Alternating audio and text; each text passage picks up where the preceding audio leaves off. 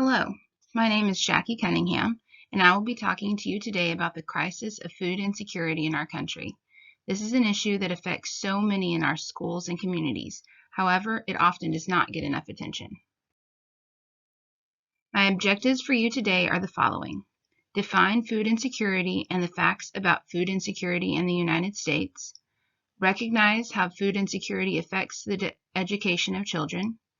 Examine the effects of food insecurity on the social, emotional, and physical well-being of children. And finally, to understand ways to help support students who are food insecure.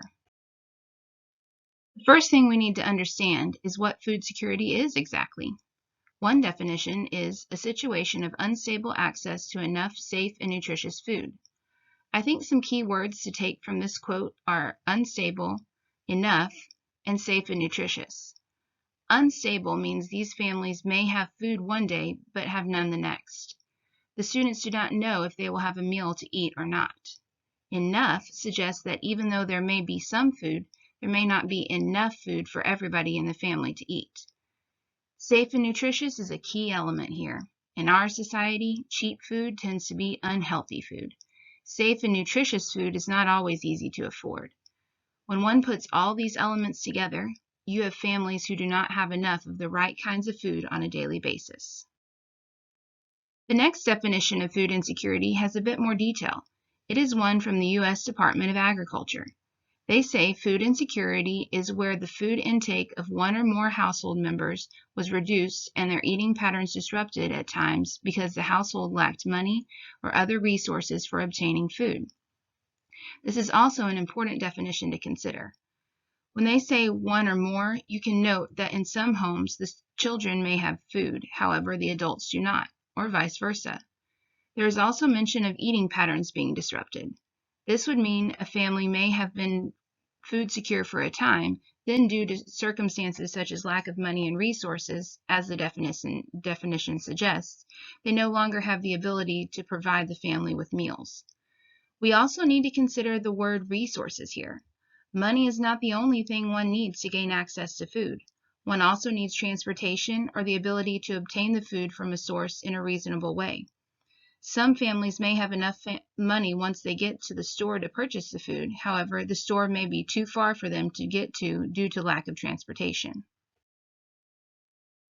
You will notice this slide does not have a pretty background. I wanted it to stand out in your mind as you looked at the numbers of the food secure and insecure in the United States. Currently, 11.1% of people are food insecure in our country. Of those, 4.3% are experiencing very low food security. These may seem like small percentages. However, I would ask you to imagine 100 of your students standing in front of you. Now choose 11 of them and tell them they may or may not have food to go home to tonight. Obviously, we'd never be able to do this. It would be heart-wrenching and cruel. However, that is the gravity of this situation. This is already happening in our schools. We are just not having to pick and choose who it happens to. That is the only difference. So, even though you may see low percentages, those percentages are people. Those people are Americans, and those people are our students. Now let's talk about some possible causes to this terrible situation.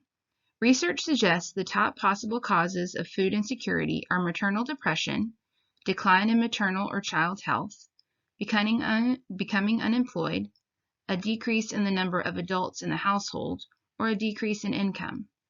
These causes seem very interconnected to one another. There could be a decline on maternal or child health that leads to maternal depression. Becoming unemployed would most definitely decrease the income of a family. And if there is a decrease in the number of adults in a family, or perhaps due to divorce, separation, or even death, the income to the household would be affected. All these factors and likely many others can be the cause of food insecurity.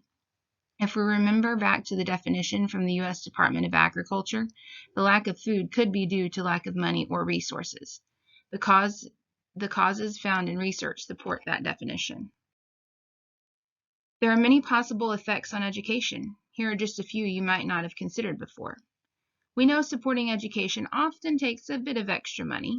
The money may be spent on tutors, supplies for school, programs to support learning at home, experiences that encourage learning, and many other things. However, in a food insecure home, they may be more likely to spend what little money they have on food. So there's not extra money left over to support learning in a way that a food secure family may be able to.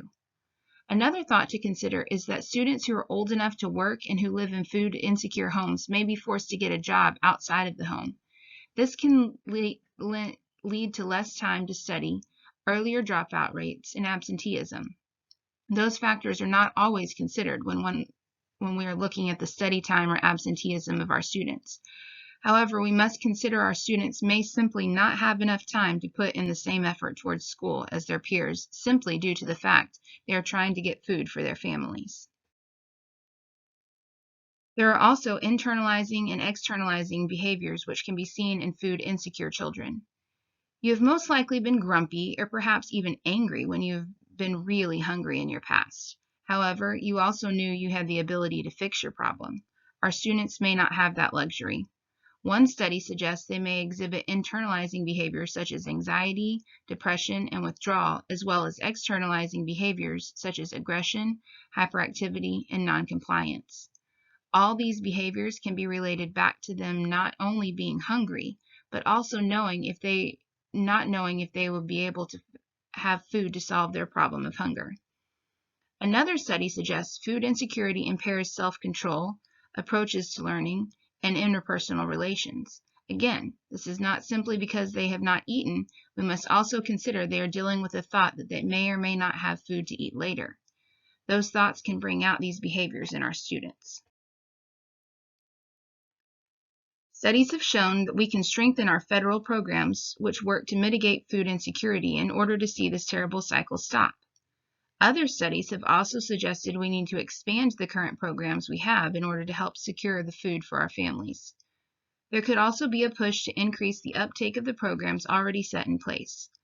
All these programs on federal and state levels work to combat food insecurity. We must support their existence and even work to expand their reach. Studies have shown that these programs work to secure the food insecure. According to the U.S. Department of Agriculture, 47.5% of families on the federal program called SNAP are food secure. There is also another study showing that moving off the federal assistance programs such as SNAP shows an increase in food insecurity. So by supporting the programs to assist the food insecure, we can support the families dealing with this struggle.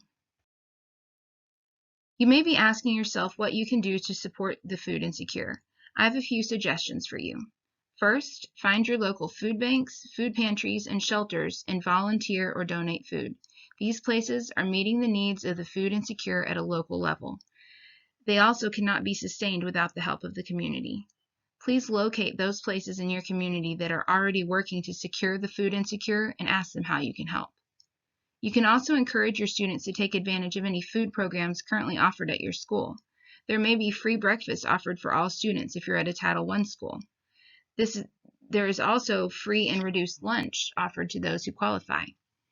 Please encourage your students to take advantage of having access to food while they are at school. It is not always cool or popular to eat school food. However, it is better than the alternative of going hungry. You can also become an advocate at the state and federal levels to support the programs currently in place to support the food insecure.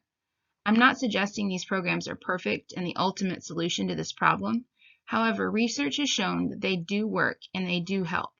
If we want to ensure our students have access to food, we must advocate on their behalf. Here are the references I used to put this presentation together. I thank you for your time today, and I hope you have felt my passion for this very serious subject of food insecurity. I hope you will work with your school and community to continue to support the families among us that are food insecure.